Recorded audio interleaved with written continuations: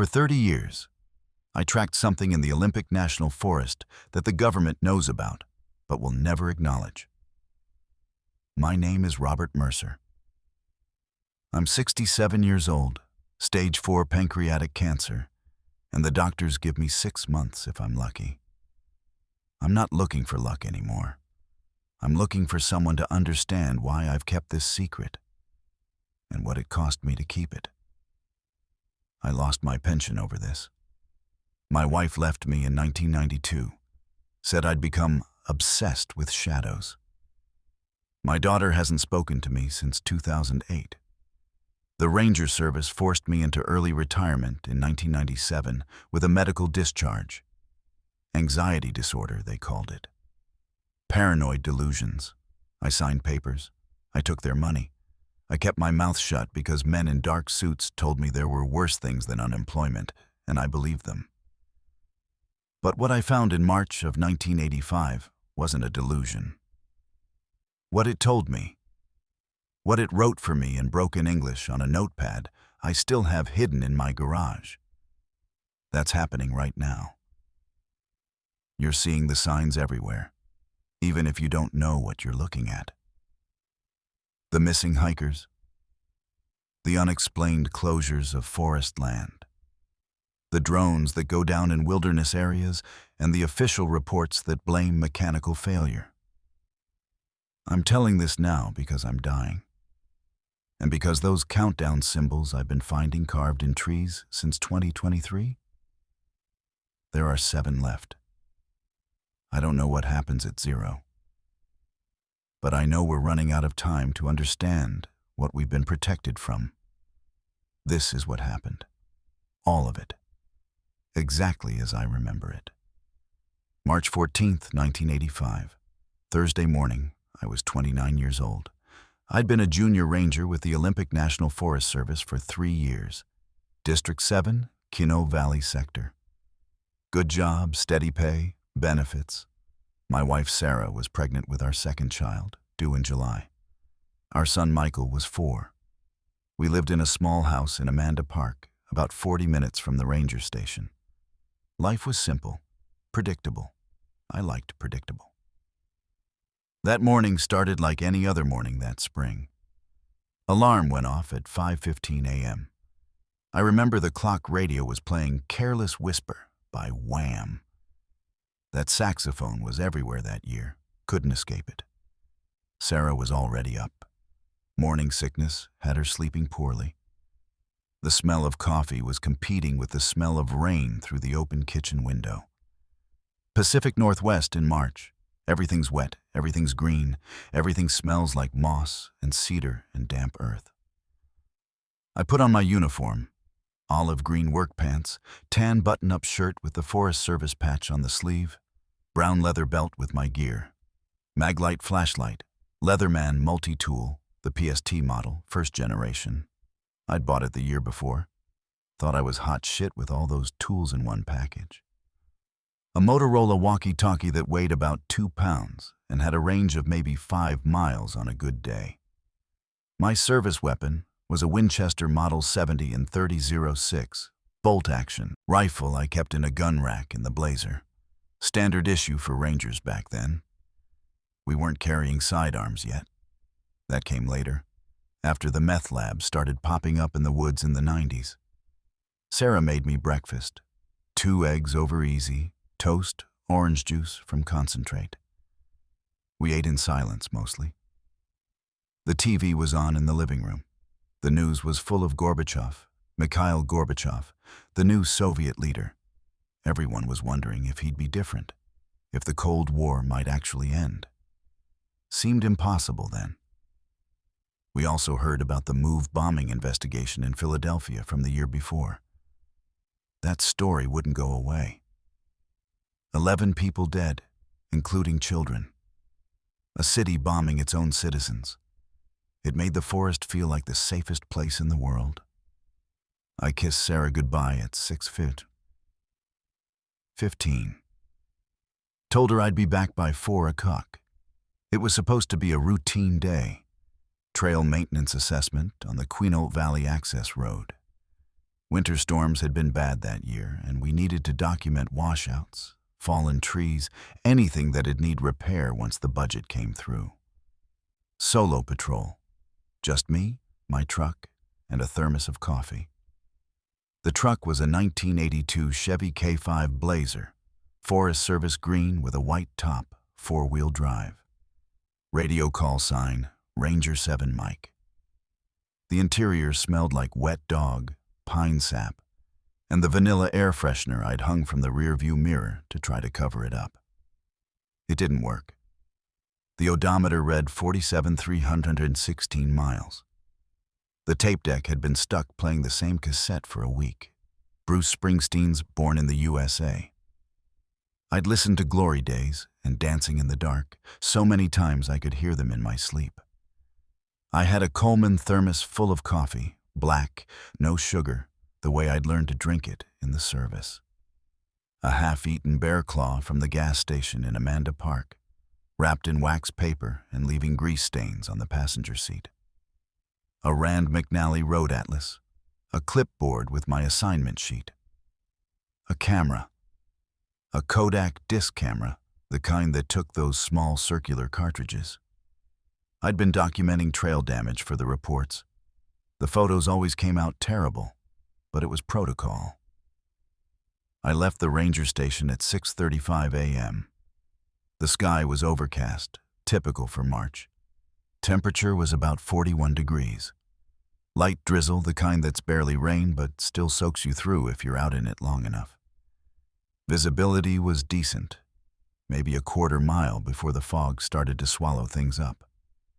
The drive to mile marker 23 took 40 minutes.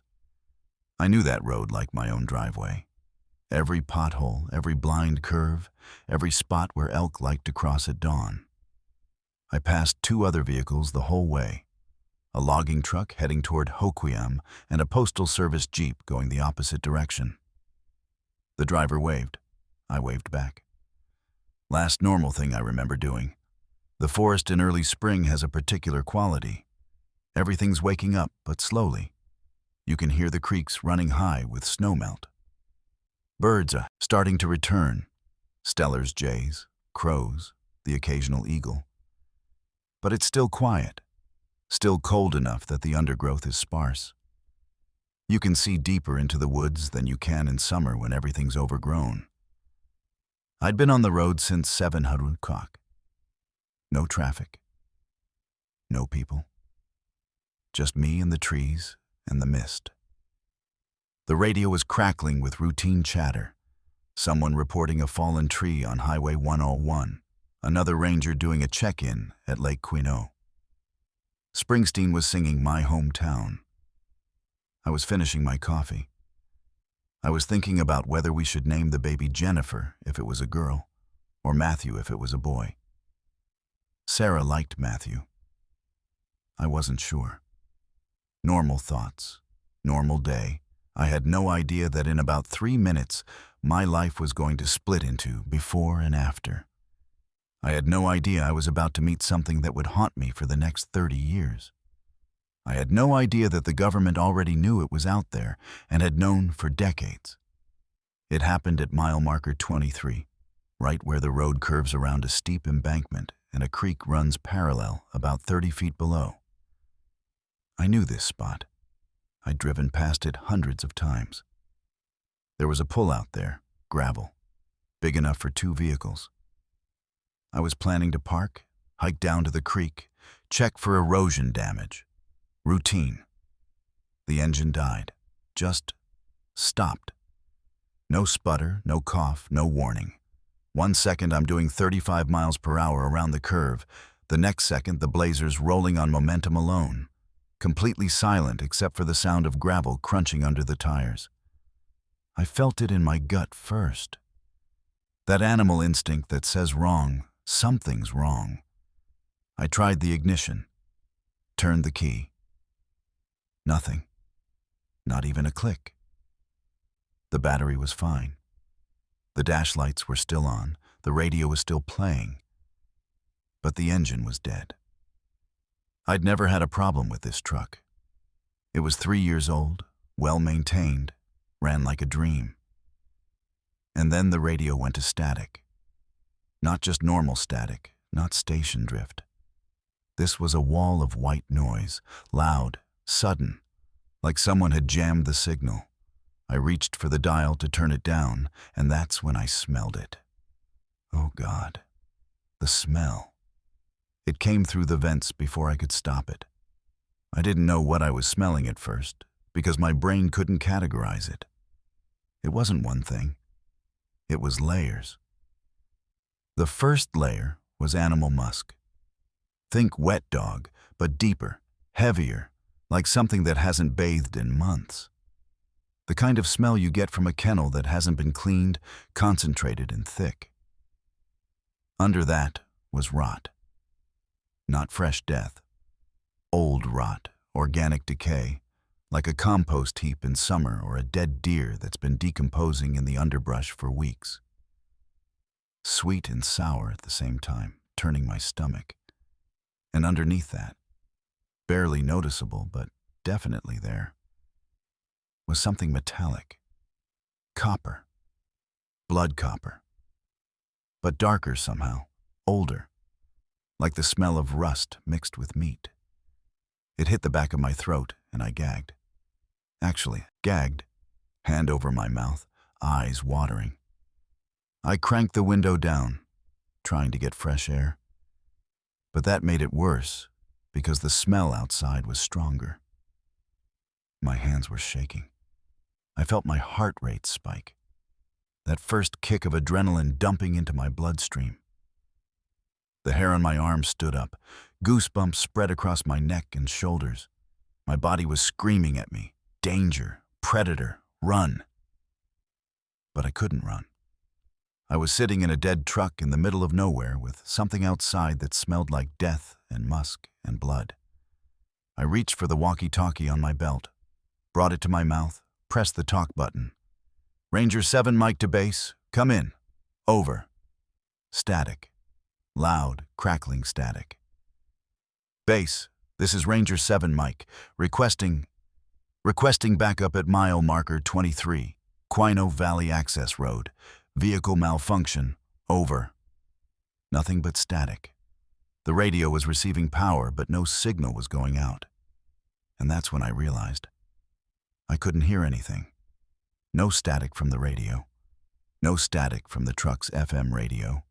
No engine sounds from distant traffic. No birds. No wind. No creek water running 30 feet below. The forest had gone completely, utterly silent. The kind of silence that makes your ears ring, that puts pressure in your skull, that feels unnatural. Prey animals go quiet when a predator is near. The whole forest had gone quiet. My breathing was loud in my ears, short, shallow breaths. I could feel my pulse in my neck, at my wrists, hammering. My palms were sweating. The mag light in my hand felt slippery. And then I heard it. Breathing. Not my breathing. Something else's breathing. It was heavy, slow, deliberate. Each exhale sounded wet, like air being pushed through mucus or saliva. It was coming from my left, from the tree line about 20 yards away, uphill from the road. Pause. Ugh.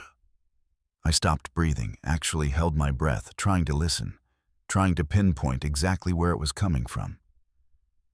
My hands were gripping the steering wheel so hard my knuckles were white. Every muscle in my body was tense, locked, ready to either fight or run, and not sure which would keep me alive. The breathing stopped. 5 seconds of silence. 10 seconds. 15. I started to wonder if I'd imagined it. Stress, lack of sleep. Sarah had been keeping me up with her insomnia. Maybe I dozed off while driving, dreamed the whole thing. The smell was still there, but maybe a dead animal was nearby. Maybe a bear had killed something and... Something moved in my peripheral vision. My head snapped left. I stared at the tree line. The mist was thick up there, fog rolling through the Douglas firs and hemlocks, making everything gray and indistinct. I couldn't see clearly. Just shapes, shadows. And then one of the shadows moved, not like a branch swaying, not like an animal passing through the brush. This was big, vertical, moving with purpose. It stepped behind a tree, and the tree wasn't big enough to hide it. I could see edges of it on both sides of the trunk. Broad, massive, dark. My brain was trying to rationalize. Bear. It's a bear standing on its hind legs. That happens. Bears do that. I'd seen it before. Nothing to panic about. Bears are more afraid of you than... The breathing started again. Closer now. Maybe 15 yards away.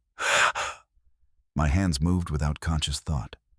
I reached for the gun rack behind my seat, grabbed the Winchester, fingers fumbling with the strap. I pulled it free, checked the chamber, loaded, 5 rounds, 180-grain bullets, and I flicked the safety off with my thumb. The metallic click of the safety seemed impossibly loud in the silence. The breathing stopped again. I opened the driver's door, slowly, quietly. My hands were shaking so badly I nearly dropped the rifle.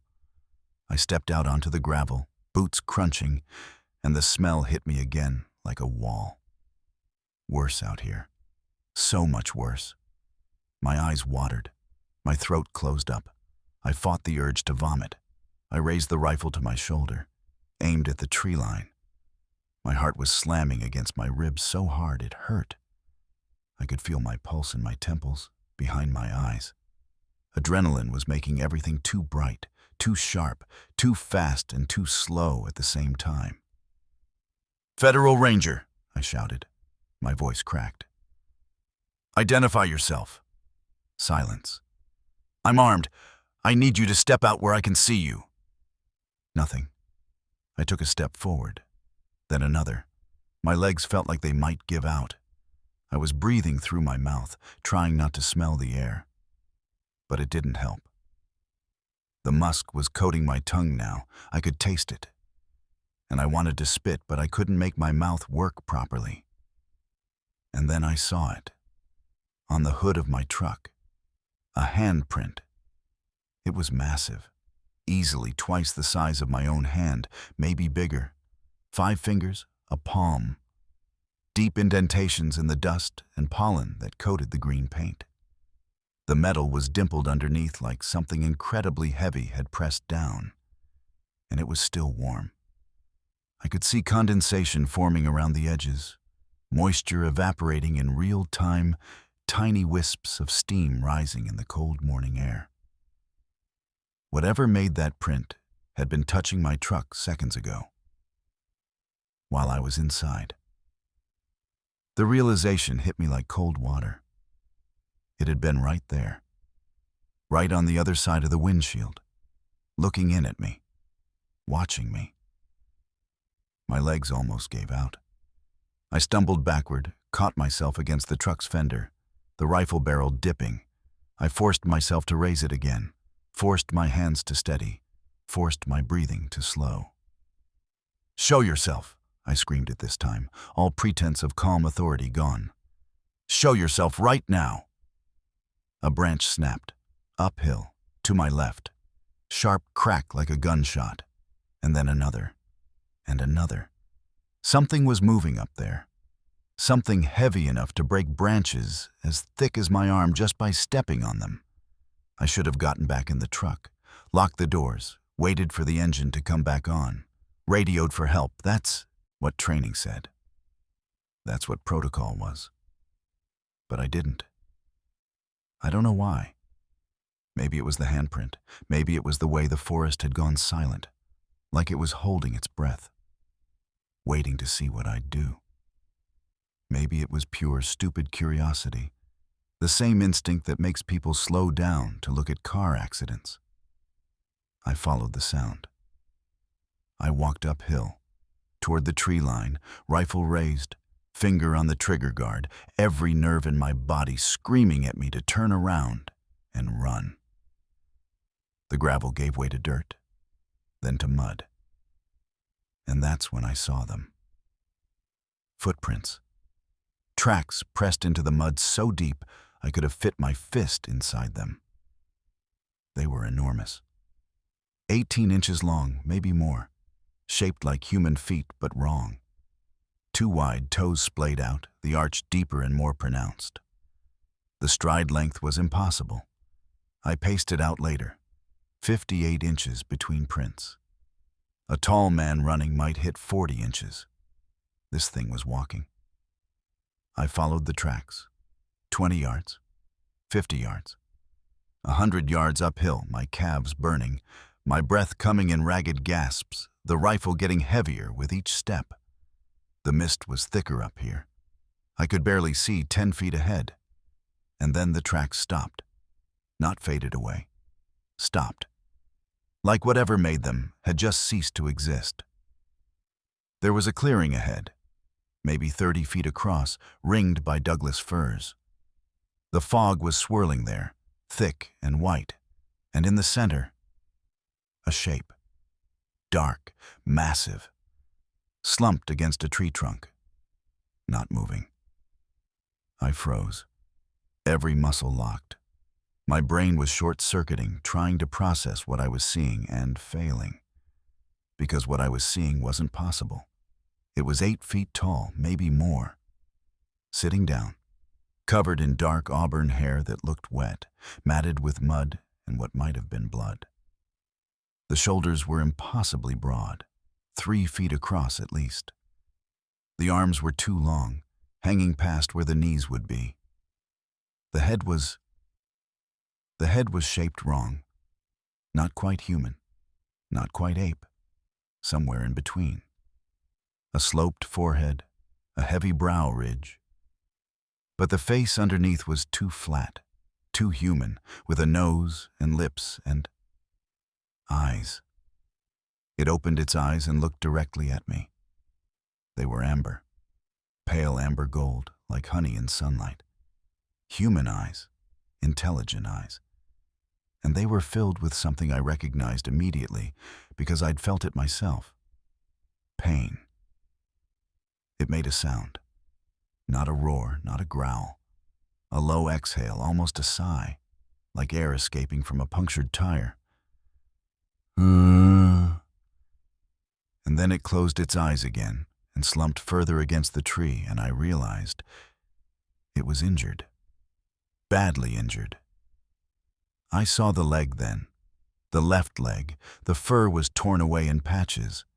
The skin underneath was gray-black, shredded, and protruding from the calf, white and stark against the dark flesh. Bone. A compound fracture. The leg was broken so badly the bone had come through the skin. But the wound wasn't bleeding. The edges were blackened, cauterized, sealed shut like something had burned it closed. The smell wasn't just musk and rot, it was infection. The leg was infected. And this thing, this creature, this impossible thing, wasn't going to attack me. It was dying. We stared at each other across 40 feet of misty forest floor. Me with my rifle raised, hands shaking so badly the barrel was wavering. It, with its eyes half open, breathing labored, waiting. I don't know how long we stayed like that. Felt like hours. Might have been 2 minutes. And then, very slowly, it closed its eyes again, like it had made a decision. Like it had given up. My finger was still on the trigger guard. I could have shot it. I should have shot it. Called it in. Gotten a team up here. Captured it. Documented it. Proved that the stories were real. But I didn't. Because when it closed its eyes, something in my chest unlocked. The fear was still there. God, the fear was enormous. Crushing. Making my hands shake and my breath come in gasps. But underneath the fear was something else. Recognition. I'd seen that look before. In the eyes of wounded animals I'd had to put down. In the eyes of dying men I'd served with in the army. The look that says, I'm done. I can't fight anymore. Just make it quick. This wasn't a monster. This was someone in pain. And that's when everything changed. That's when 30 years of secrets began. That's when I made the choice that would cost me everything and save me from something I still don't fully understand. I lowered the rifle, and I took a step forward. I lowered the rifle. My hands were still shaking. My heart was still hammering. Every instinct I had was screaming at me to back away, get to the truck, radio for help. But I didn't. I stood there, 40 feet from something that shouldn't exist, and I watched it breathe. The creature didn't move. Its eyes stayed closed. Its chest rose and fell slowly, laboriously, like each breath took effort. The smell was overwhelming this close, musk and infection and something else, something almost sweet, like overripe fruit. I fought the urge to gag. I took another step forward. The creature's eyes snapped open. I froze. Raised the rifle halfway. My finger found the trigger guard again. We stared at each other. Its eyes tracked me, not with animal wariness, with calculation, assessment. I could see it thinking. I could see intelligence behind those amber eyes, active thought, and that scared me more than the size or the smell or the impossibility of what I was looking at. "I'm not going to hurt you," I said. My voice came out hoarse, barely above a whisper. I cleared my throat, tried again.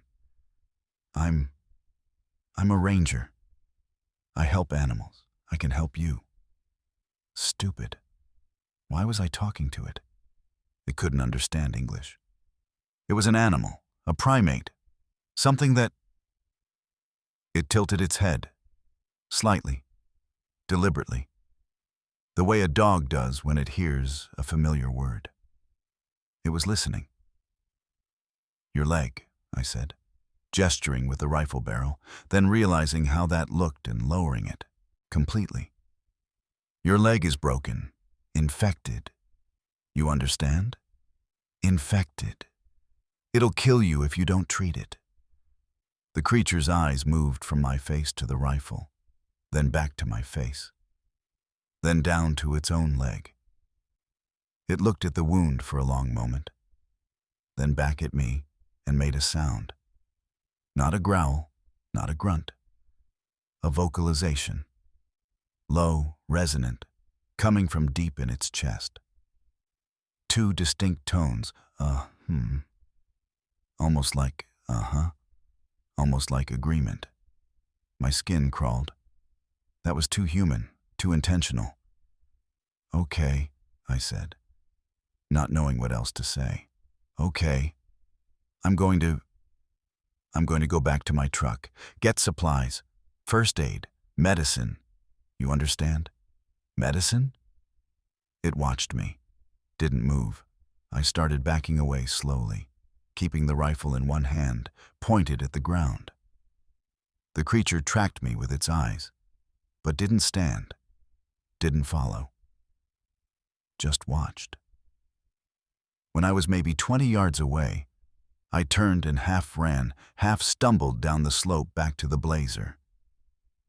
My hands were shaking so badly I could barely get the door open. I threw the rifle on the passenger seat and leaned against the truck, breathing hard, trying to process what I'd just seen. What I was about to do. This was insane. I should call it in. I should get back up. There was a creature up there. An unknown species, possibly dangerous, definitely endangered, and protocol was clear. Document, report, wait for specialists. But I knew what would happen if I called it in. They'd send teams, scientists, maybe military. They'd capture it, cage it, study it.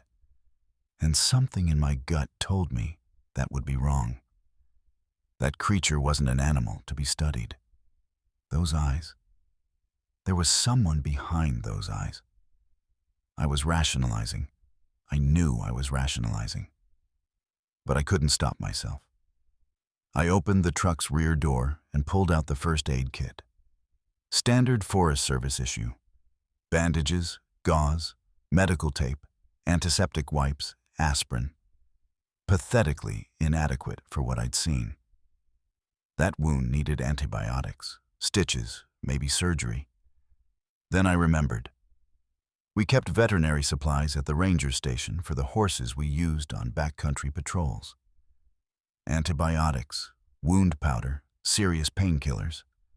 I'd restocked them 2 weeks ago. Some were in the storage locker at the station. But I had a few emergency supplies in a tackle box in the truck bed, left over from treating a horse with a split hoof the month before. I found the tackle box, dug through it. Penicillin suspension, 500 milligrams per 5 milligauss, betadine solution, veterinary wound powder, sulfanilamide, a bottle of ace-promazine, sedative, probably useless given the creature's size, and several rolls of elastic wrap bandage. It wasn't much. But it was something. I filled a canteen with water from the truck's emergency supply, grabbed the bandages and medicine, and started back up the slope. The fog was getting thicker. I almost lost the trail twice, had to follow the massive footprints in the mud to find my way back. The creature was exactly where I'd left it. Eyes open now, watching the tree line like it was expecting me to come back with reinforcements. When I appeared alone, something in its posture relaxed. Not much. Just a slight drop of the shoulders, an exhale that sounded almost like relief. I stopped 20 feet away, set the supplies down on a fallen log between us, held up my empty hands. "Okay," I said. "I brought medicine, bandages, water. I'm going to leave them here. You can use them however you want. I'm not going to come closer. I'm not going to hurt you." The creature looked at the supplies, then at me, then back at the supplies. I backed away slowly. 10 feet, 15, 20. I sat down on a stump, rifle across my lap but not pointed at anything, and I waited. For 5 minutes, nothing happened. The creature sat against the tree, breathing slowly, watching me. I watched back. The forest was still silent.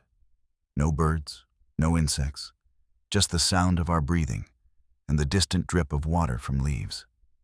Then, moving carefully, the creature reached out with one massive arm. The arm was longer than my leg. The hand at the end had 5 fingers, thick and powerful, with nails that looked almost human except for their size. It grasped the canteen, held it up to the light, examined it, unscrewed the cap. It sniffed the water. Then, very deliberately, poured a small amount onto the ground and watched it soak into the soil. Testing for poison, I realized. Checking if it was safe. Satisfied, it drank. Not like an animal lapping from a stream, it put the canteen to its lips and drank in swallows, controlled and measured.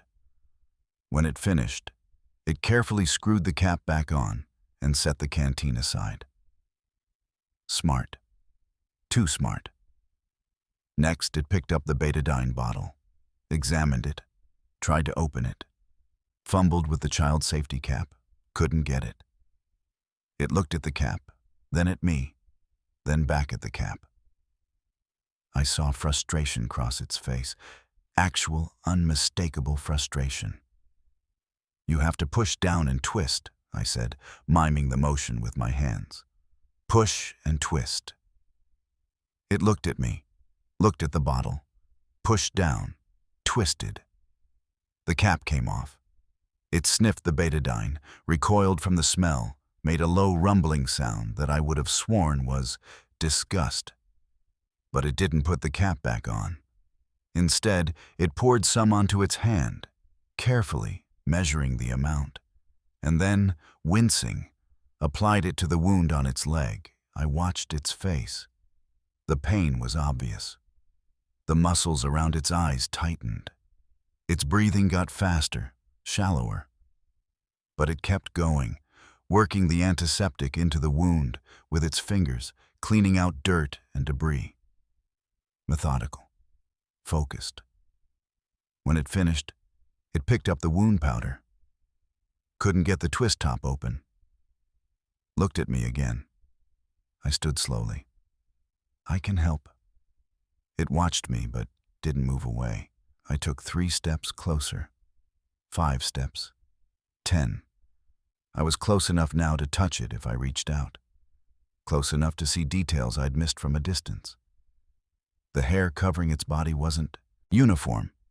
It was thicker on the shoulders and back, thinner on the face and palms. Individual hairs were visible, dark auburn, almost rust-colored, with lighter tips. The skin underneath, where I could see it through gaps in the hair, was gray-black, leathery, scarred in places. The face was the most disturbing part. Not because it was monstrous, but because it wasn't. The brow ridge was heavy, the jaw was powerful, but the proportions were human. The nose was broad, but shaped like a human nose. The lips were full and expressive. And the eyes, God, the eyes were human eyes, just larger, just a different color. "May I said, pointing to the wound powder. It held out the bottle. I took it. Our fingers didn't touch, but they came close. I could feel heat radiating off its hand. I unscrewed the cap, handed the bottle back. "Just sprinkle it on. It'll help with infection." It poured powder into its palm, studied it, sniffed it, then carefully pressed it into the wound. I saw tears, actual tears, clear and wet, tracking down through the fur on its cheeks. The pain must have been excruciating, antiseptic and sulfanilamide on an open wound that size. But it didn't make a sound. Just kept working, kept applying the powder, blinking against the tears. "You need bandages?" I said quietly. "Can I wrap it?" It looked at me for a long time, assessing, deciding. Then, slowly, it nodded. It nodded. A human gesture, clear and unmistakable. My hands were shaking again, but for a different reason now. I wasn't afraid anymore. I was in awe and deeply, profoundly disturbed. Because this wasn't an animal. Animals don't nod. Animals don't understand instructions. Animals don't clean their own wounds with antiseptic. I knelt beside its leg. The smell was overwhelming this close. Infection and musk and that strange sweet rot smell. But I forced myself to focus. The wound was bad. Worse than I'd thought. The bone wasn't just broken. It was shattered. I could see fragments. The flesh around it was swollen, discolored, hot to the touch. "This is going to hurt," I said. I wrapped the elastic bandage around the wound, overlapping it, creating pressure. The creature's breathing got faster, but it didn't pull away, didn't flinch, just sat there and let me work, watching my hands the whole time. When I finished, I sat back on my heels. "That's the best I can do. You need real medical attention, surgery probably, but this should help for now." It looked at its bandaged leg, flexed its toes, rotated its ankles slightly, testing the support. Then it looked at me and made that sound again. Agreement. Gratitude. "You're welcome," I said automatically. It reached out, and I tensed, couldn't help it. But it didn't grab me. It touched my shoulder, gently. One massive hand on my shoulder, warm and heavy, for just a second. Then it withdrew. "Thank you." That's what it was saying, "Thank you." I stood up, legs shaking. "I should go. I'll come back tomorrow, Chet. On you. Bring more supplies. It watched me gather the medical waste, the empty bottles, the used bandages. I was halfway down the slope when I heard it make another sound. I turned back. It was holding up one hand, not waving, not beckoning, just acknowledging. I raised my hand in response, feeling stupid and surreal. And then I half ran back to the truck. The engine started immediately, like nothing had been wrong. The radio crackled back to life. Routine chatter, someone reporting a fallen tree near Lake Quinault. Everything normal again. The forest sounds returned. Birds calling, the creek running below, wind in the branches. I sat in the driver's seat, hands on the wheel, staring at the dashboard, trying to process what had just happened. I'd just treated an unknown species with veterinary medicine. It had understood me, had cooperated, had thanked me, and I hadn't called it in. I was violating every protocol I knew. I was potentially obstructing scientific discovery. I was definitely risking my job. But when I closed my eyes, all I could see were those tears. That careful, deliberate way it had cleaned its own wound. That gentle touch on my shoulder. That wasn't an animal. That was someone. I drove back to the ranger station, told my supervisor the truck had stalled out, but I'd gotten it running again. Filed my routine report. Trail conditions good, minor washout at mile marker 19, no unusual activity. I went home, ate dinner with Sarah, watched the news, put Michael to bed, went through all the normal motions of a normal day. But I couldn't stop thinking about it. I couldn't stop planning my return. Day 2, March 15th, 1985. I told Sarah I had to do a follow-up inspection on the trail damage. She barely looked up from her breakfast. Morning sickness had been brutal that week. She was exhausted. I felt guilty lying to her, but I didn't know how to explain the truth. Hell, I barely believed the truth myself. I brought more supplies this time. A full tackle box of veterinary medicine, a first aid manual, a bag of apples from our pantry, a package of beef jerky, bottled water.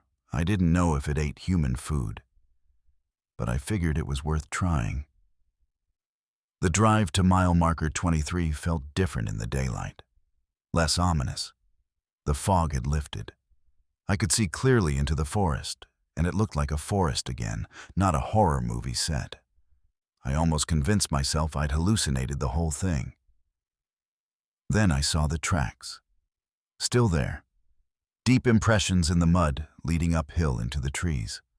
I followed them again, carrying the supplies in a canvas bag. The climb was easier in full daylight. I could see roots and rocks, pick my path more carefully. When I reached the clearing, the creature was still there, still slumped against the same Douglas fir. It saw me coming and didn't react. No tension, no fear. It just watched me approach, eyes tracking my movement. The bandages were gone. I stopped. "Where are the bandages?" It pointed, followed the gesture. The bandages were 15 feet away, arranged on a flat rock, bloody side up, drying in the sun. Not discarded, placed deliberately, set out to dry so they could be reused. "You're saving them," I said slowly. "You're going to use them again." Jesus Christ. It understood the concept of reusing medical supplies. It understood conservation of resources. I knelt beside its leg again. The wound looked better. Still bad, still infected, but better. Less swelling, less discoloration. The sulfanilamide was working. The creature had reapplied some of it. I could see fresh powder in the wound. "I brought more," I said, pulling out the supplies. "And food. I don't know if you eat this, but I set out the apples and jerky on a flat stump. The creature leaned forward, sniffed them from a distance, reached out slowly, and picked up an apple. It examined the apple with what I can only describe as curiosity, turned it over in its hand, held it up to the light, sniffed it thoroughly. Then, using a thumbnail that was more like a small claw, it cut a thin slice off the skin and tasted it tentatively. Its eyes widened slightly. It made a low rumbling sound. Pleasure, I realized. It liked apples. What it did next made me forget how to breathe. It reached down and picked up a sharp stone from the ground. Not a random stone. It was clearly a tool, something it had shaped deliberately, with one edge chipped to a cutting surface. And then, with careful, practiced movements, it began to peel the apple. Not random slashing. Controlled cutting. It peeled the skin in one long spiral strip, rotating the apple in its palm, keeping the pressure even, just like my grandfather used to do at family picnics. Just like I did. The way humans peel apples. The spiral of red skin hung from its fingers, perfect and unbroken. It set it aside carefully, again saving it, maybe to eat later, and then bit into the peeled apple. It chewed slowly, deliberately, swallowed, made that rumbling sound again. Then it looked at me and held out the stone tool. I stared at it, at the creature, at the tool. "You want me to have this?" It pushed the stone toward me, insistent. I took it. The stone was heavy, carefully balanced. The cutting edge was sharp. It had been worked with precision, flaked deliberately to create a curved blade. This wasn't something it had picked up off the ground. This was crafted. This was technology. "Did you make this?" I asked, knowing it couldn't answer, needing to ask anyway. It pointed at itself, then at the stone, then nodded. I looked at the stone in my hand, at the perfect spiral of apple peel, at the bandages drying on the rock, at the creature sitting in front of me, watching me with intelligent, patient eyes.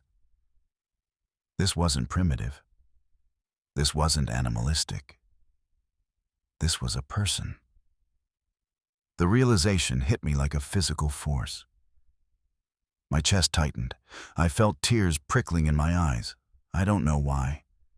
Maybe just the enormity of it, the impossibility, the profound wrongness of everything I thought I knew about the world being suddenly upended. "What are you?" I whispered.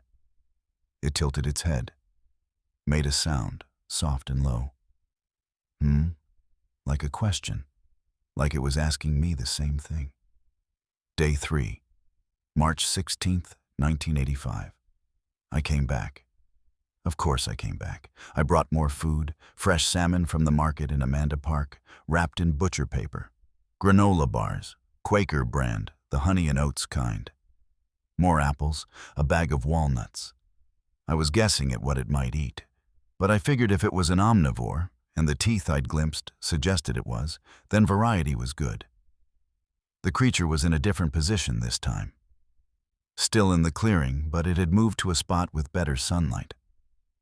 The leg was propped up on a rolled log. It had found more moss, soft green moss, and packed it around the wound like a poultice. Smart. Moss had natural antibacterial properties. Every wilderness survival guide said so. When it saw me, it made a sound. Not,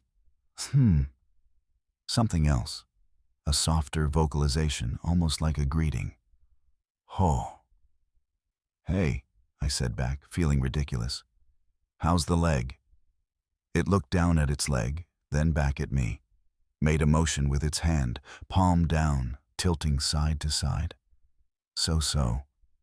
The gesture was so human it made my skin crawl. I set down the food. "I brought salmon. Fresh. I hope you eat fish." It absolutely ate fish. The moment I unwrapped the salmon, its posture changed. It leaned forward, nostrils flaring, eyes focused on the fish with intense interest. I held it out. The creature took it carefully. Didn't grab, didn't snatch. Took it from my hands like someone accepting a gift. And then it just stared at the salmon for a long moment. Ran its fingers over the scales, examined it closely.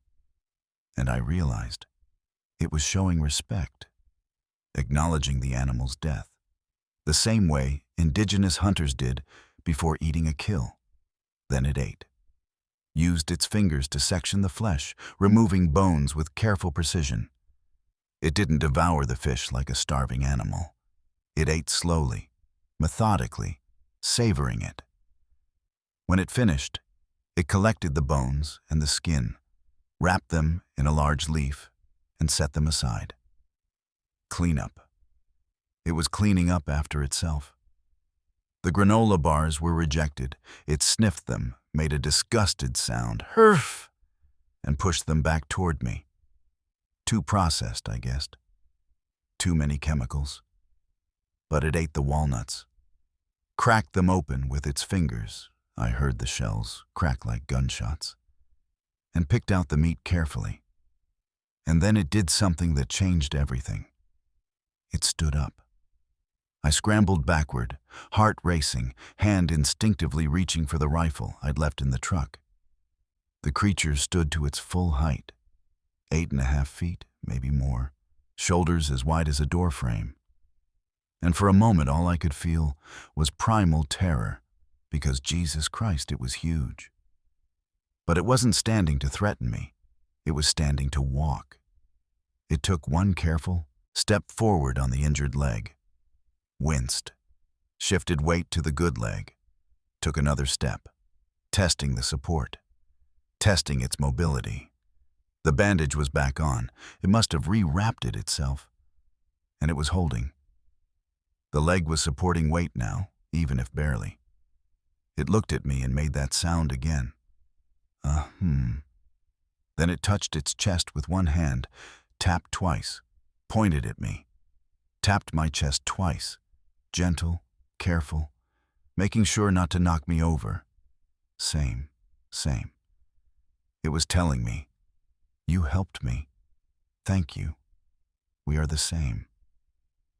"Yeah," I said, throat tight. "Yeah, same." It walked past me, limping badly but mobile, and I watched as it moved to a nearby cedar tree. It reached up, didn't even have to stretch, and snapped off several branches, live branches, green and flexible. Then it sat down again and began working them with its hands, bending them, stripping the bark with its nails, weaving them together. In 10 minutes, it had created a splint, a proper, functional splint with crossed supports and woven bark to hold them in place. It unwrapped the elastic bandage, positioned the splint against its leg, and rewrapped the bandage to hold everything secure. I watched, speechless. That was beyond tool use. That was engineering. That was medical knowledge. "Who taught you that?" I asked. "How do you know how to do that?" It looked at me, pointed to its head, tapped twice. "I know. I just know." Then it picked up a stick, a straight stick about 2 feet long. It brushed aside some dirt, creating a smooth patch of ground. And it started drawing. First, a simple stick figure of a human, unmistakable. 2 legs, 2 arms, round head. Second, a figure like itself, larger, hunched, broader shoulders. Third, it drew a line connecting them at the bottom, a shared base, a common root.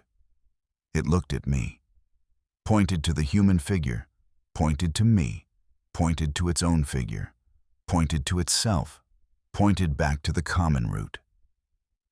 "We're related," I said slowly. "You're saying we're related?" But that's impossible.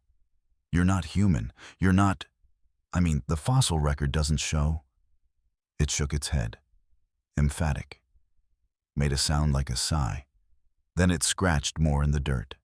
It drew a tree, a branching tree, multiple branches. It pointed to one branch, drew several small figures. Humans. Pointed to another branch, drew larger figures. Itself. Then it drew dots at the base of each branch. Different dots, different times. Parallel evolution, not descended from us, not our ancestors. A separate branch of hominid that developed alongside us. Jesus Christ, I breathed. You're trying to teach me evolutionary biology. It tilted its head, made that questioning sound. I sat down hard on a stump, legs giving out. My hands were shaking. This is real. You're real. You're intelligent. I couldn't finish the sentence. I didn't have words for what it was, what I was witnessing. The creature watched me, patient and calm. After a moment, it reached out and touched my hand. Just a light touch, fingertips against my knuckles. Warm, gentle, reassuring. It's okay. That's what the touch said. It's okay to be overwhelmed. We sat like that for I don't know how long. The sun moved across the sky. Birds started singing again, cautiously at first, then with growing confidence. The forest was coming back to life around us. And I sat there with a creature that shouldn't exist, who had just explained its evolutionary history to me using stick figures in the dirt. And I felt my entire understanding of the world cracking open. I have to come back, I said finally. I have to keep seeing you. There's so much. God, there's so much I need to understand. Agreement. But I can't tell anyone. If I tell anyone, they'll come for you. With tranquilizers and cages and scientists. They'll take you away. They'll lock you up. The creature's eyes darkened. It understood. It knew exactly what I was saying. It picked up the stick again. Drew in the dirt. A circle.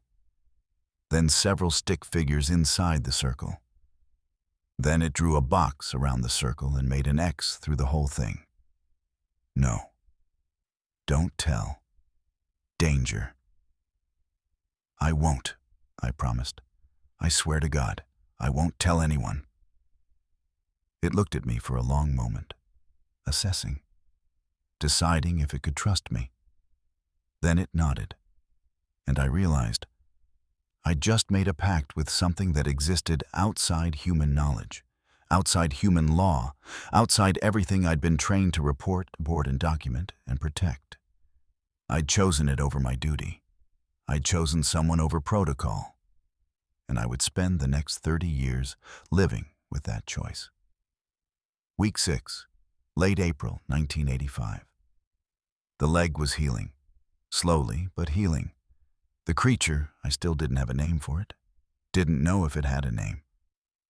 Could walk now with only a slight limp. The splint had come off after 3 weeks. The wound had closed. Pink scar tissue visible through the thinning hair around the injury site.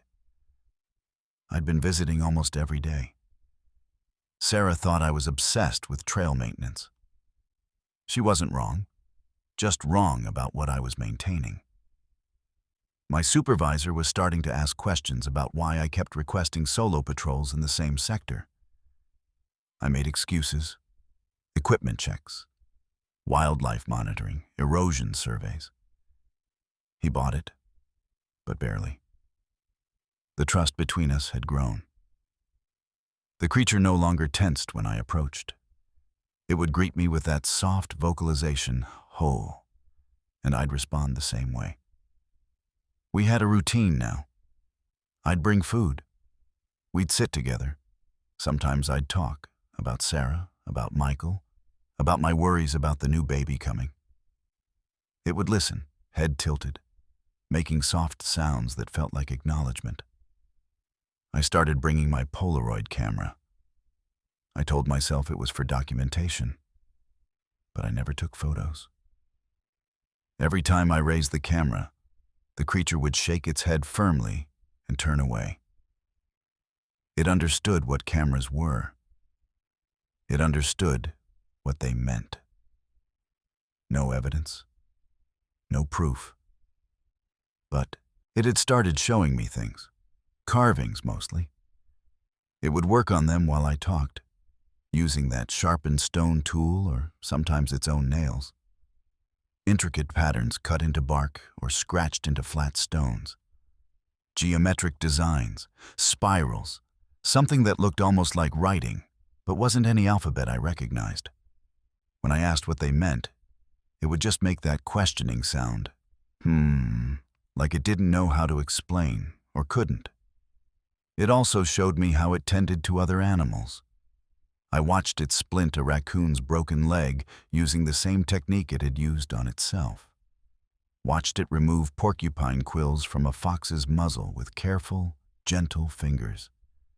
The animals didn't flee from it. They approached, like they knew it would help them. "Why do you do this?" I asked one day, watching it wrap a bird's injured wing in soft moss. "Why help them?" It looked at me, pointed to the bird, pointed to itself, pointed to me, tapped its chest 3 times, all same, all living, all worthy of help. I was starting to understand its gesture language, not fluently, but enough to have basic conversations, enough to realize just how intelligent it was. And that's when I made a decision that changed everything. I brought a notepad and pencil. April 28th, 1985. Sunday. I arrived earlier than usual, around 7 a.m.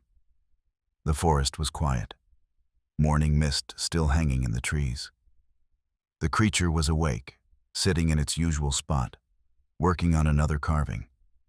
It looked up when it heard me coming, made its greeting sound. "Hey," I said. "I brought you something." I held out the notepad and pencil. Cheap spiral notebook, 60 pages, 50 cents at the general store. A number 2 Ticonderoga pencil, sharpened to a point.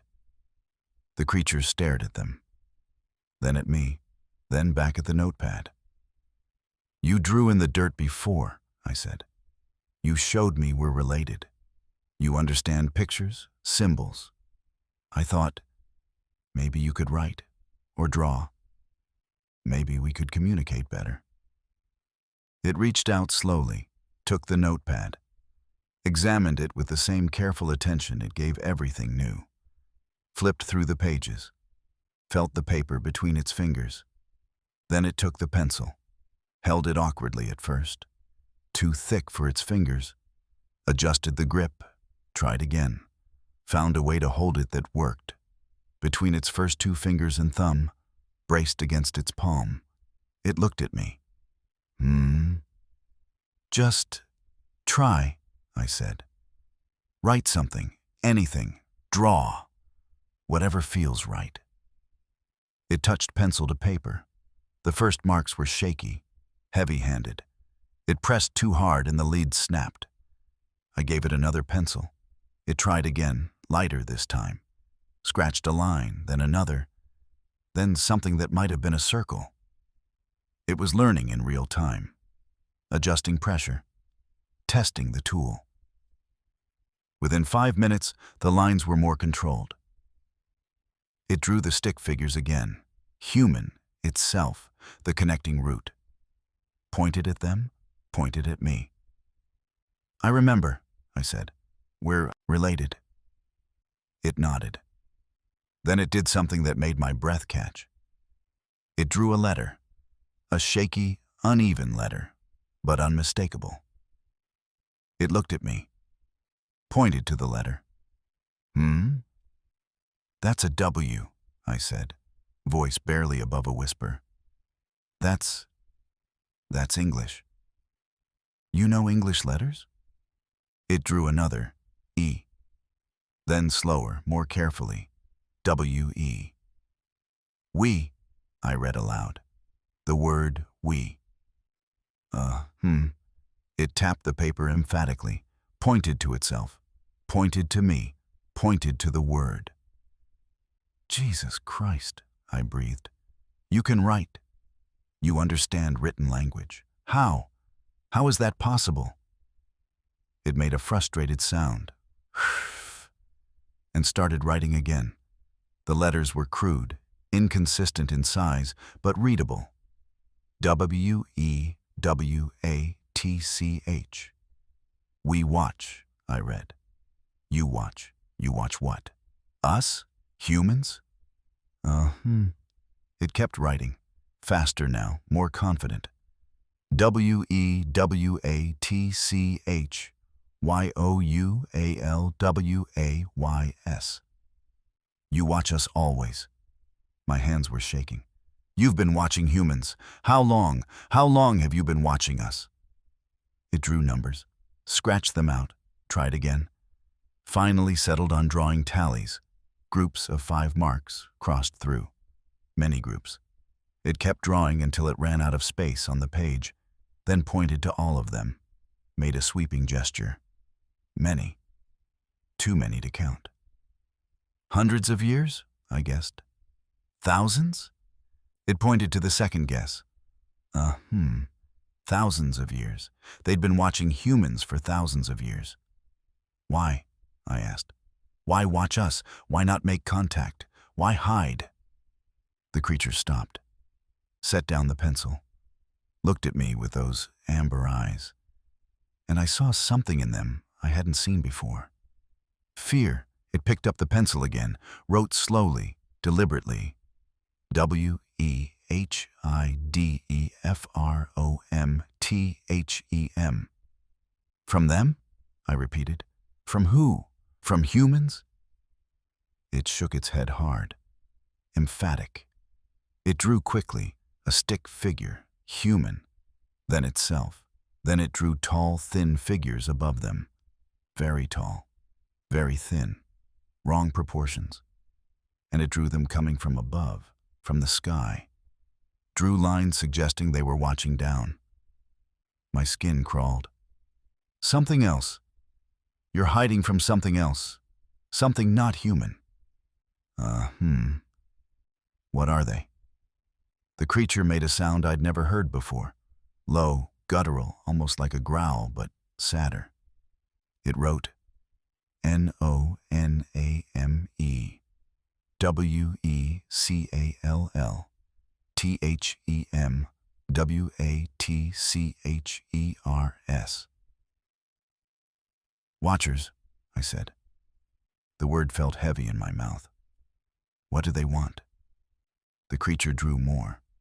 This time it drew the earth, a circle. Drew many small figures on it, humans. Then drew the tall, thin figures above, looking down. Drew lines from them to the human figures, S-T-U-D-Y, T-H-E-Y, S-T-U-D-Y-Y-O-U. They're studying us? Like scientists? Are they aliens? It made that frustrated sound again, like the word wasn't quite right, but close enough. It wrote, N-O-T-F-R-O-M-H-E-R-E-V-E-R-Y-O-L-D-H-E-R-E-B-E-F-O-R-E-U-S. They've been here longer than you? Longer than humans? I sat down hard on a log. My mind was racing, trying to process this. Okay. So are things that have been here longer than humans? Or your species? They're watching us, studying us, and you're hiding from them. But why? What do they do? The creature hesitated. It drew again. Humans spreading across the earth, building cities, creating fire and tools. Then it drew the watchers moving closer, lines of sight focusing on the human settlements. Then it drew something that made my blood run cold. Humans disappearing. Stick figures with X's through them. THEY, TAKE. SOMETIMES, THEY, TAKE. They abduct people, I said slowly. They take humans. For what? Experiments? The creature shrugged, an incredibly human gesture. It didn't know, or couldn't explain. And you're hiding from them, I continued, pieces falling into place. You stay in the forests, stay remote, because if they see you, they'll take you too? It shook its head. Wrote, THEYSEEUS,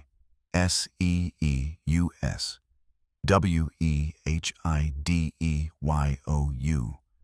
Everything stopped. The forest, my breathing, the world. You're hiding us? I repeated. You're hiding humans from them? How? How are you hiding us? It drew more. This time showing humans spreading, making noise, fires, cities, smoke, radio waves. Drew the watcher's attention, focusing on all that activity. Then drew itself and others like it, positioned between the humans and the watchers. Moving through the forests, creating distractions, decoys, YOULOUD, YOUMAKENOISE,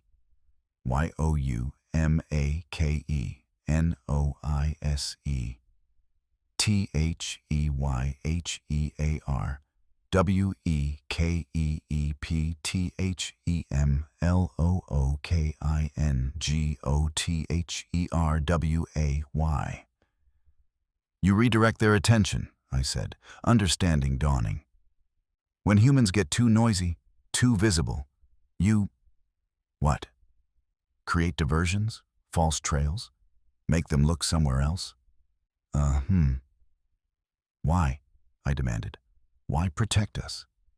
We've destroyed your habitat. We've hunted you. We think you're monsters. Why the hell would you protect us? The creature looked at me for a long moment. Then it wrote two words. SAMEBRANCH. It pointed to the drawing in the dirt from weeks ago. The evolutionary tree. The shared root. Because we're related, I said quietly. Because we came from the same source. We're family. I felt tears burning in my eyes. I don't know why. Maybe the weight of it. Maybe the impossible responsibility they'd taken on. Maybe the fact that humanity had been protected for thousands of years by a species we'd relegated to myths and monster stories. How many of you are there? I asked. It wrote numbers. Crossed them out. Tried again. Finally just drew a small circle with a few marks inside. Few, very few. You're dying out, I realized. You're going extinct. It pointed to its scarred leg, pointed to the drawing of the watchers, then wrote THEYKNOWWEHERE,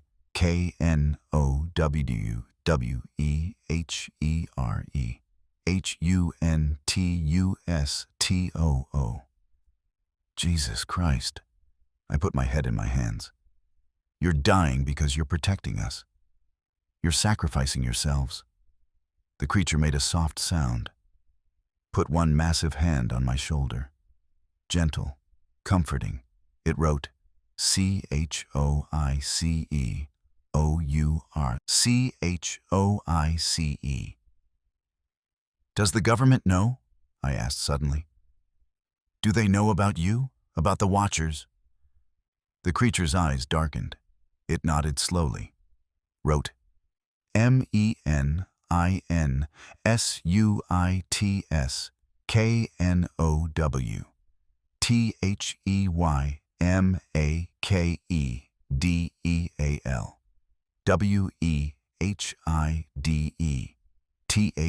WEHIDE, Leaveussalone. A pact, I breathed. The government has a pact with you. They let you stay hidden in exchange for what? Protection? Intelligence? How long has this deal been in place? The creature didn't write a number. It just drew many, many tally marks. Decades. Maybe longer. Then why? I gestured at its leg. Why were you injured? What happened? Its expression darkened. It drew quickly. Tall, thin figures, multiple ones, surrounding it. Drew itself fighting. Drew the injury, something like lightning, like an energy weapon. Drew itself escaping, fleeing. THEYFINDMY,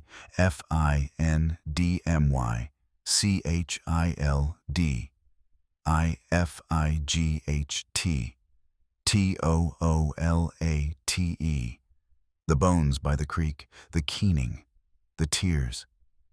Your child, I said, voice breaking. They took your child. We sat in silence. I didn't know what to say. What could you say to someone who'd just told you they'd lost their child protecting yours? I'm sorry, I finally managed. I'm so sorry. It touched my hand, wrote NOTYOURFAULT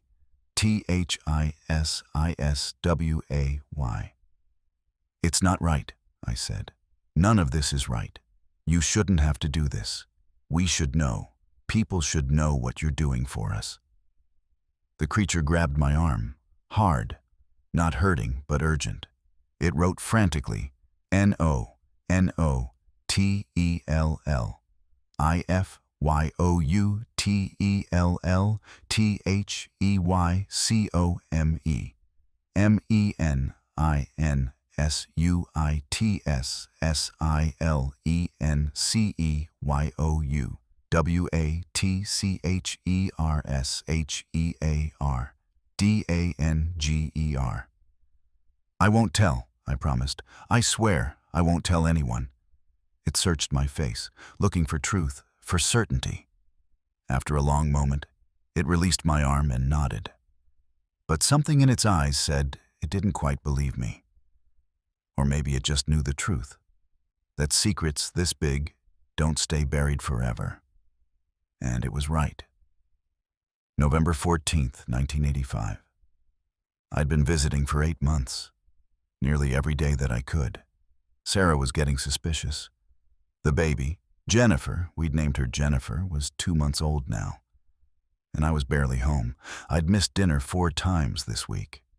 I'd stopped going to church. I was distant, distracted, obsessed. But I couldn't stop. The creature, I'd started thinking of it as elder, though I had no idea if that was appropriate, was teaching me things. So many things. How to read the forest. How to tell when the watchers were near.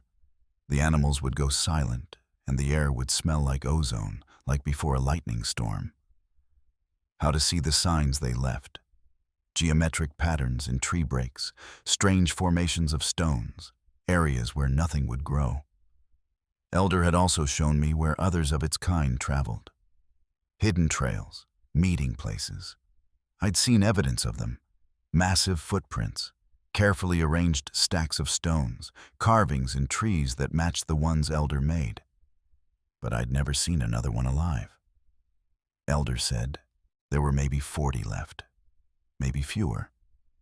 The watchers were becoming more aggressive, taking more of them.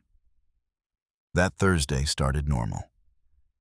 I told Sarah I had an erosion survey. She barely looked up from feeding Jennifer. I drove to mile marker 23, parked, hiked up to the clearing. Elder wasn't there. The campsite was destroyed. Trees were splintered, not broken by wind, but splintered, like something had hit them with tremendous force. The ground was torn up in massive gouges. There was blood. Dark blood, almost black, splattered across the moss and rocks. And there was that smell. ozone, sharp and chemical, making my eyes water. My heart was pounding. I called out, "Elder, Elder, where are you?" Silence. Then I saw the tracks. Boot prints, military-grade, deep treads, multiple sets, leading from the clearing down toward the access road. And mixed with them, Elder's tracks. Staggering, uneven, being herded. I ran. I followed the tracks down the slope, crashing through underbrush, not caring about noise or caution. The tracks led to a ravine about a quarter-mile from the road. I could hear voices, men shouting, a low, pained sound that could only be Elder. I came around a boulder and stopped dead. Elder was cornered at the end of the ravine, its back against the rock wall. There was a dart in its shoulder. Tranquilizer dart, brightly colored. Its movements were sluggish, uncoordinated. It was trying to stay standing but swaying badly. 4 men surrounded it. Tactical gear, all black, no insignia. They carried rifles, not normal rifles, something sleeker, more advanced. The kind of weapons you didn't see outside of military research. 2 had what looked like cattle prods that crackled with electricity. "Stay back," I shouted, stumbling into the clearing. "Federal Ranger, identify yourselves." The men turned. One of them, the leader, clearly, lowered his rifle slightly. He was in his 40s, graying hair, cold eyes. He reached into his vest and pulled out credentials, flipped them open. CIA, Special Activities Division. "Ranger," he said, voice calm and professional. "You need to leave this area immediately. This is a national security operation." National security?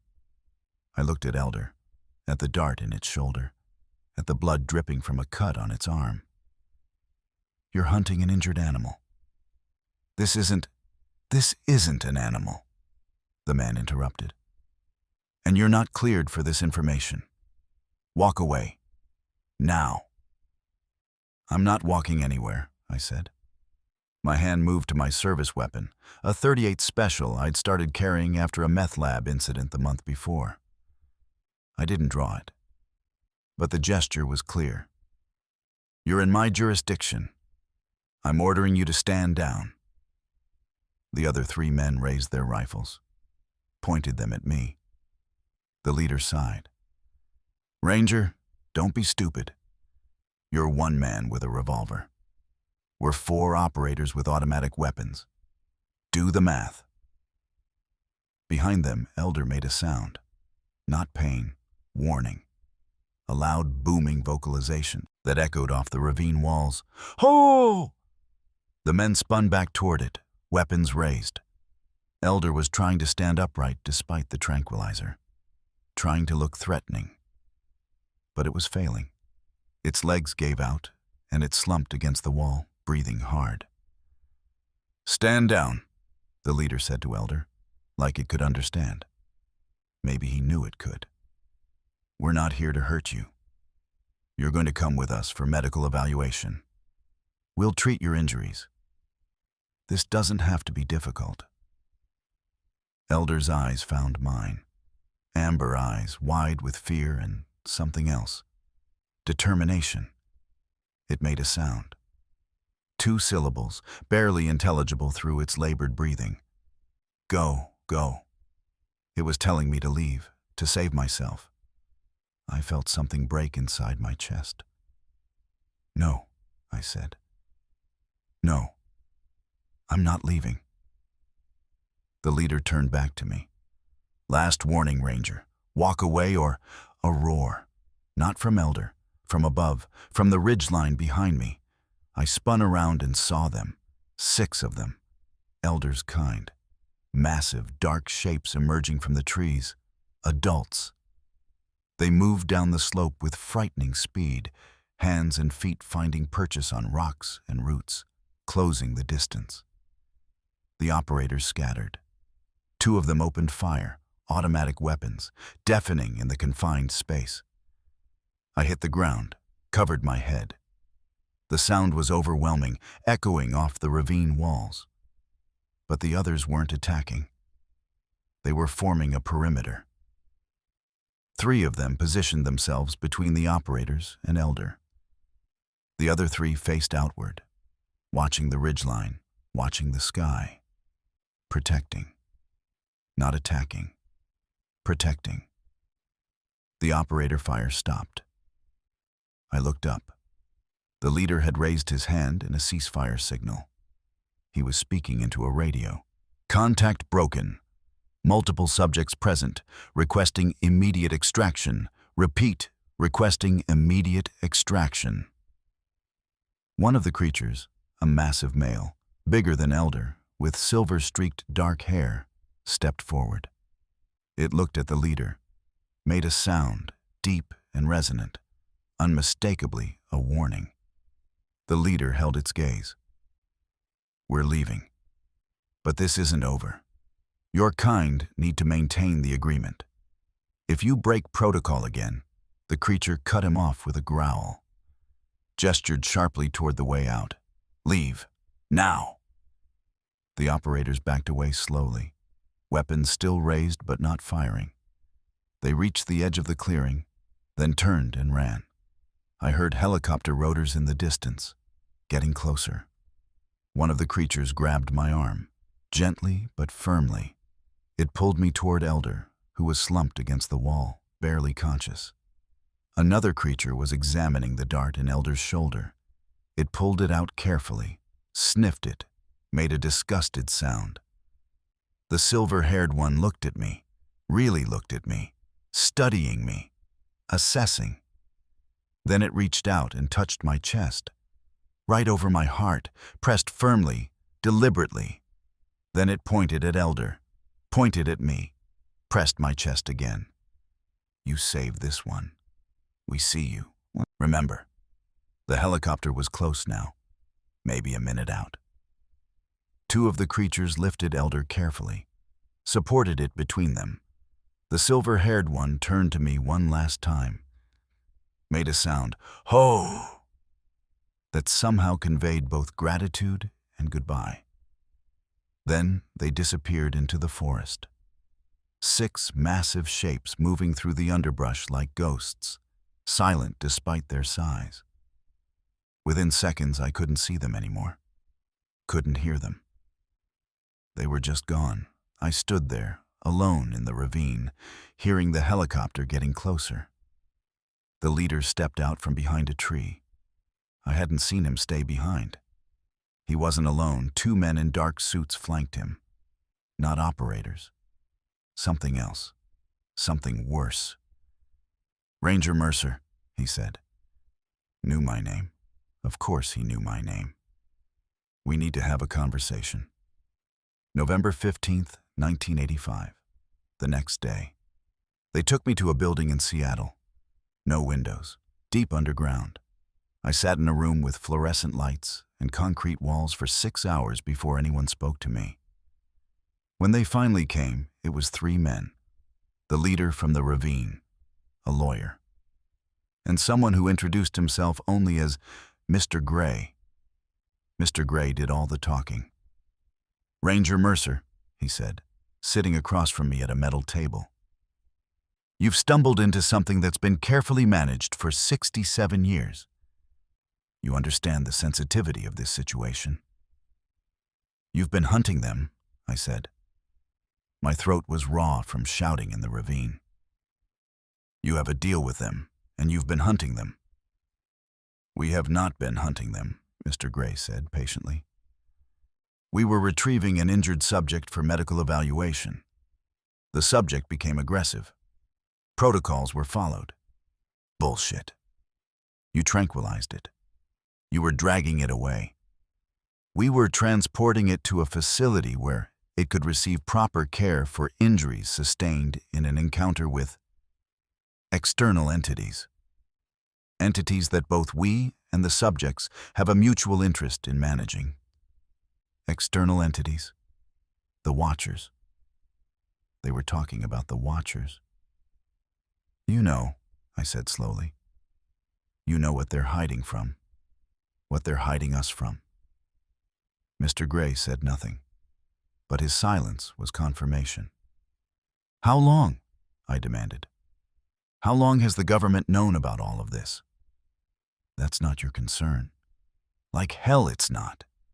There are things out there, things that are taking people, studying us, and you're doing nothing about it?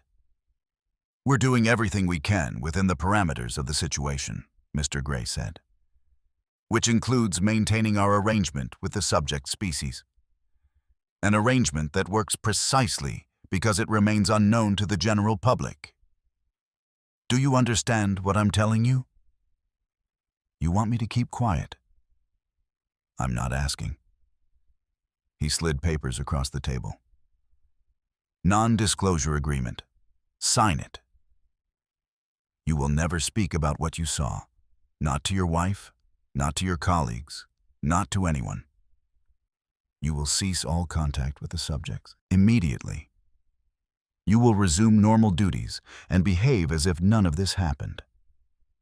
And if I don't sign? Mr. Gray leaned forward. Then you'll lose your job, your pension, your benefits, your pregnant wife's medical coverage, your security clearance. You'll be flagged as mentally unstable. We have documentation ready to go. Delusions, paranoid schizophrenia, tendency toward violence. No one will employ you. And if you try to go public... He smiled, but there was no warmth in it. Well, there are fates worse than unemployment, Ranger Mercer. Ask yourself, is your conscience worth your family's future? I looked at the papers. Standard legal language. Violations punishable by federal prosecution, treason charges possible, life imprisonment. You're protecting them, I said quietly. The Watchers. You're protecting them by keeping this secret. We're protecting humanity, Mr. Gray said, by maintaining the status quo, by ensuring that certain interested parties don't become too interested. The subjects serve a purpose. We serve a purpose. Everyone stays in their lane. Everyone survives. That's the deal. And when the subjects go extinct, when there's no one left to hide us, that's a problem for another generation. I thought about Elder, about its child, taken by the Watchers, about the silver-haired one touching my chest, acknowledging what I'd tried to do, about the evolutionary tree scratched in the dirt, same branch, same root. I thought about Sarah, about Michael, about baby Jennifer, and I signed the papers. November 20th, 1985. 5 days later. I drove to mile marker 23 one last time, hiked up to the clearing, brought the notepad, the one with Elder's writing. I was going to leave it there, a final message, a goodbye. Elder was there, waiting. Its leg was healed, fully healed. I don't know how that was possible after just 6 days, but it was walking normally, no limp, no pain. The other creatures must have had medicine, knowledge we didn't possess. When it saw me, it made that greeting sound. Ho! I couldn't speak. My throat was too tight. Elder understood. It always understood. It walked to me slowly, placed both hands on my shoulders, looked directly into my eyes. Then it let go and knelt down. Scratched in the dirt. THANKYOUFRENDFORGETMELIVE.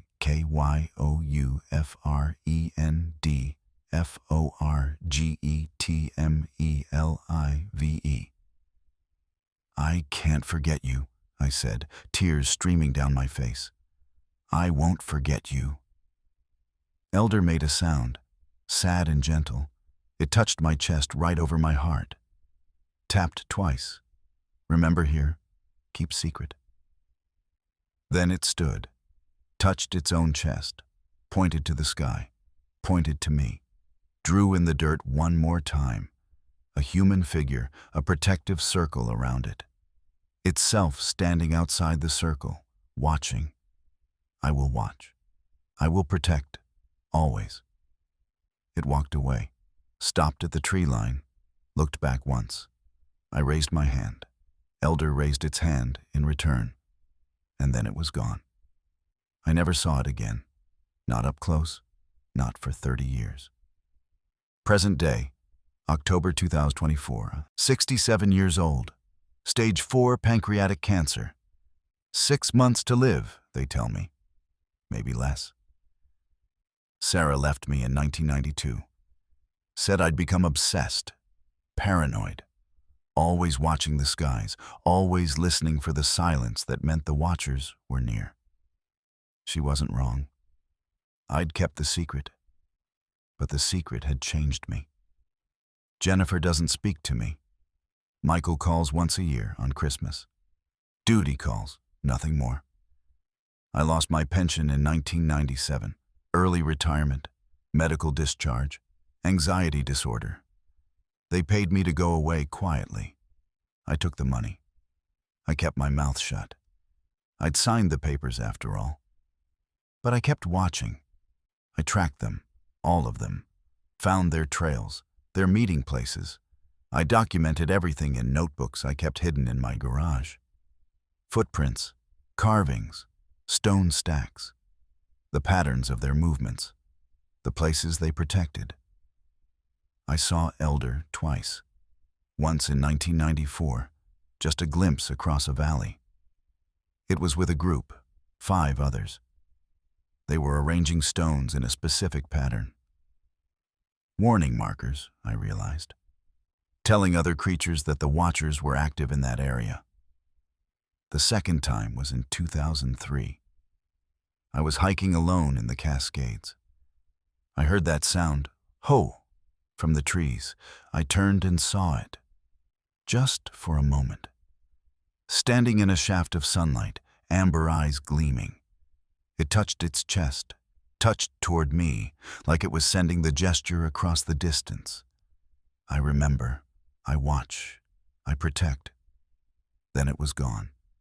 The sightings have increased in recent years. Not of Elder's kind, of the watchers. Hikers reporting tall, thin figures on ridgelines. Drones going down in wilderness areas for no mechanical reason. Entire sections of national forest suddenly closed with no explanation. And the missing people. God, the missing people. 411 cases, they call them. Hundreds of them now. People vanishing without a trace in areas where Elder's kind used to patrol. Because they're disappearing too. The protectors. The ones who kept the watchers looking the other way for thousands of years. We made it impossible for them to hide. Cell towers in the wilderness. Satellite coverage everywhere. Thermal imaging. Trail cameras. We lit up the forests with technology, with noise, with constant human presence. We left no dark places for them to exist in. And now the watchers are getting closer. I've seen the signs. The countdown symbols carved in trees. Elder taught me to recognize them. Mathematical sequences, warning systems. There were 20 symbols in 2020, 15 in 2022, 10 in 2023. I found a tree last month with 7 symbols. 7 remain. I don't know what happens at 0, but I can guess. The watchers will decide we're worth their full attention. Without the protectors to hide us, without the distractions and the redirections and the careful management that's kept us safe for millennia, we'll be fully visible, fully exposed. And I think they've been patient long enough. The recording, November 2024. I'm making this recording because I'm dying. Because the NDAs don't matter anymore. Because someone needs to know. I'm not telling you this to prove Bigfoot exists. Believe that or don't. I don't care. I'm telling you this because for 30 years, something has been protecting us from something we're too arrogant to believe in. And we're killing them. Not with bullets. With convenience. With expansion. With the steady, relentless elimination of every wild place they have left to hide. When you hear about hikers going missing, really missing, never found, consider this. Maybe they stumbled onto something that wasn't meant for human eyes. Maybe they were silenced, or maybe they were taken before they could draw too much attention our way. Maybe elders' kind couldn't get there in time. Maybe there weren't enough of them left to cover all the places they needed to cover. I've spent 30 years tracking Bigfoot. I found something all right. I found out what keeps the lights in the sky at a distance. I found out who's been paying the price for our ignorance, our expansion, our endless noise. And I'm telling you now, we need them more than they need us. When they're gone, and they will be gone soon, maybe in my lifetime, maybe in yours, we'll understand what we lost. We'll see what's been watching us from above, and we'll realize too late that the monsters we were afraid of were never in the forests. They were always in the sky, waiting. Leave the wilderness alone. Don't go looking. The things they're hiding us from, they're patient. They've been patient for thousands of years. But patience runs out. And when they decide we're worth noticing, when there's no one left to keep them looking the other way, God help us. God help us all. November 17th, 2024. Final entry. They found me in the hospital last night. I woke at 3 a.m. and it was there, outside my window, 7 stories up. Impossible, but there it was. Amber eyes reflecting in the glass. It pressed something against the window. Held it there long enough for me to see. A stone carving. Intricate work. Depicting a human figure with an X through it. Danger, death, and a large hand covering it protectively. I still watch. I still protect. Even now. Then it was gone. This morning the nurses found the carving on my windowsill. They asked how it got there. I told them I didn't know. They looked at me like I was crazy. Maybe I am. Maybe the cancer's in my brain now, making me see things that aren't there. But the stone is real, cold and heavy in my hand, covered in carvings I recognize from 30 years ago. One last gift, one last goodbye, one last reminder that someone is still out there, still watching over us, even as we drive them to extinction. I'm recording this on my phone. I'm giving it to Jennifer. She won't believe it. She'll think it's the morphine talking. But maybe someday, when the missing persons cases increase, when people start seeing things in the sky they can't explain, when the dark places are all gone and there's nowhere left to hide, maybe then someone will listen. Maybe then someone will understand what we lost. The countdown continues. 7 symbols remain. I'll be dead before we reach 0. But you won't. Remember this. Remember who was protecting you. And when they're gone, when the forest is empty of everything, except our noise and our technology and our endless expansion, look up. They're waiting. They've always been waiting. Robert Mercer died 3 days after recording his confession, November 20th, 2024. The recording was found on his phone by his daughter, Jennifer Mercer Howell. She posted it anonymously online in December. It received moderate attention in cryptozoology circles before being largely dismissed as an elaborate hoax. In February 2025, hikers in the Olympic National Forest reported all countdown symbols removed from trees. In March 2025, new symbols appeared in 6 other national forests across the Pacific Northwest. 7 symbols. The countdown continues.